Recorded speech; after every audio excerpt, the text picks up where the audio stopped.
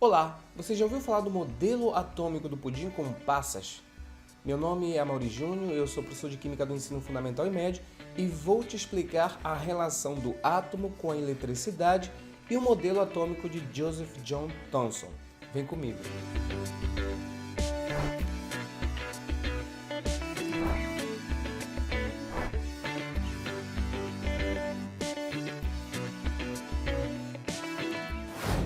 Assim, antes de falar do modelo de Thomson, a gente precisa entender qual é o problema com o modelo de Dalton.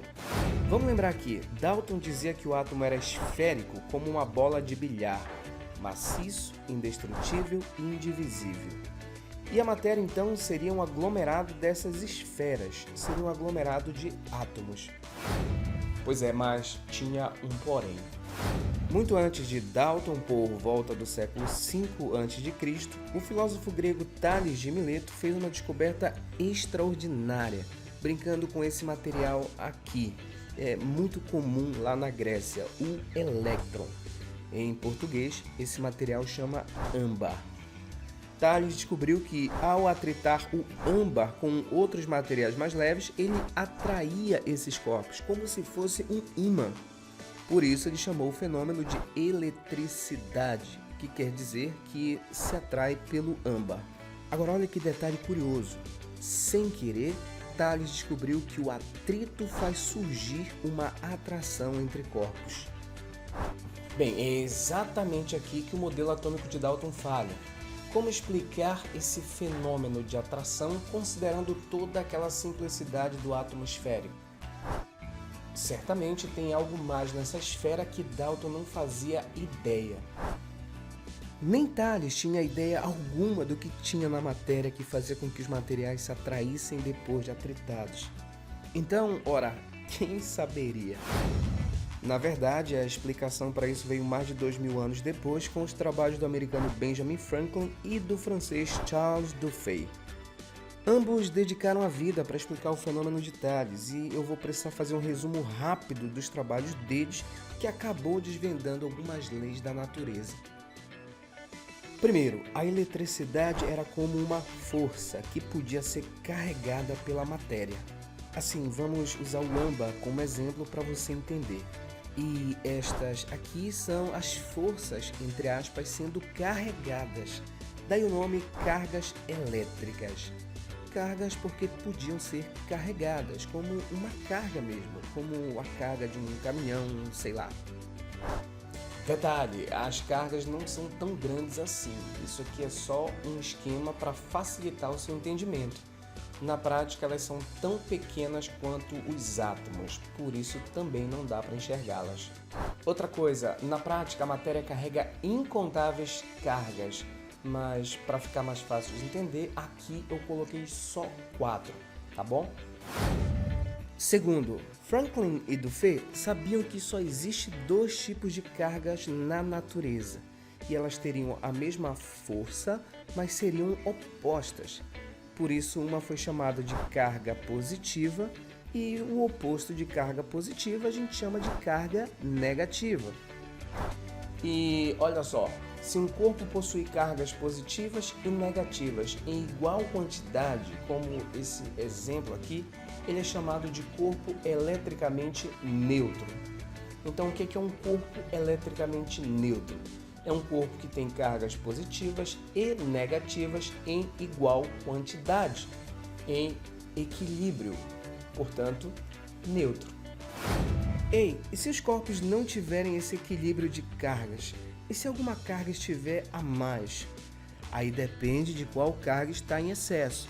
Se tiver mais cargas positivas, como esse exemplo aqui, então o corpo estará carregado positivamente e a gente pode representá-lo assim. E se tiver mais cargas negativas, como este aqui, então o corpo estará carregado negativamente e a representação fica assim. E para fechar, agora vem a descoberta mais importante que foi feita por Duffy. Duffy descobriu que se aproximarmos corpos com o mesmo tipo de carga, esses corpos se repelem. Isso quer dizer o seguinte, se você tiver corpos com cargas iguais, como aqui, positivo com positivo e negativo com negativo, eles vão se repelir. Daí a lei, os iguais se repelem. Veja um exemplo prático aqui. O bastão aí, depois de atritado no lenço, repele o pêndulo. Isso ocorre porque, por algum motivo, depois do atrito, ambos ficam com excesso do mesmo tipo de carga. Por isso, se repelem. Agora vamos ver o oposto. Quando os corpos com excesso de cargas opostas se aproximam, eles se atraem. Daí o jargão famoso, os opostos se atraem. Dê uma olhada nesse experimento aqui. Note que a água está sendo atraída pelo canudinho. Ora, se há uma força de atração entre eles, pela lei de Dufay, significa que ambos têm cargas opostas. Lembra, os opostos se atraem. Legal, né?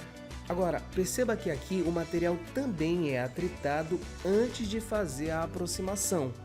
Aparentemente, o atrito tem alguma coisa a ver com a eletrização dos corpos. Agora, acompanhe essa lógica. A matéria tem eletricidade. E eletricidade tem a ver com forças que podem ser carregadas. Daí o nome cargas elétricas. E as cargas só podem ser positiva ou negativa. Mas a matéria é formada por átomos. Átomos, eletricidade, cargas elétricas. Perceberam? Átomos são dotados de cargas elétricas. Por isso esses fenômenos aí com a matéria. Agora, como é que as cargas elétricas se organizam no átomo? Foi exatamente esse o trabalho brilhante de Joseph John Thomson em 1906. Juntando o que se sabia sobre atração e repulsão de corpos com outros experimentos elaborados pelo próprio Thomson, surgiu mais um modelo atômico, o modelo do pudim com passas. Thomson sustentava que o átomo era sim esférico, mas ele tinha cargas elétricas, positivas e negativas. Aliás, para ele o próprio átomo é a carga positiva e a carga negativa, bem menor que o átomo, estaria em cima dele para justificar a neutralidade elétrica da matéria. Lembram do equilíbrio de cargas? E assim, para compensar a diferença de tamanho, seriam necessárias várias cargas negativas para neutralizar a esfera positiva. Aliás, as cargas negativas eram tão importantes para o Thomson que ele decidiu dar um nome para elas. Ele chamou cada uma delas de elétron, em homenagem ao âmbar, aquele material antigo descoberto pelo Thales. Para o Thomson, os elétrons estariam distribuídos homogeneamente numa massa positiva, semelhante a passas encaixadas num pudim. Por isso o nome, modelo do pudim com passas. Só comparando aqui o pudim com passas com o modelo, é como se o próprio pudim fosse o átomo. E em cima desse pudim você tem os elétrons distribuídos de forma igual na superfície. Perceba agora um detalhe importante. Ao considerar o elétron menor que o próprio átomo, o nome indivisível perde completamente o sentido. Porque lembra, indivisível significa que não há nada menor que ele. E o elétron. Para Thomson, então, o átomo não é indivisível, já que o elétron é menor que o próprio átomo.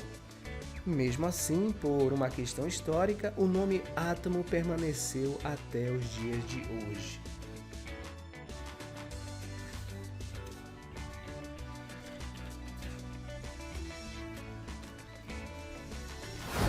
Thomson ganhou um prêmio Nobel pela descoberta do elétron. E, mais que isso, finalmente foi possível explicar por que o atrito manifesta a atração entre os corpos.